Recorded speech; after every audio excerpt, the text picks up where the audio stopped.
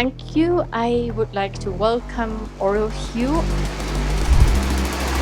The workshop Building Business Linkages for a Thriving and Climate Resilient maize sector. Objective is really that they share their innovation and solution to address global challenges in the maize sector in Africa. One of my takeaways from today's workshop was seeing how smallholder farmers can adopt improved seedlings, climate-smart seedlings. On a également le problème de semencement pour avoir la bonne qualité de semencement.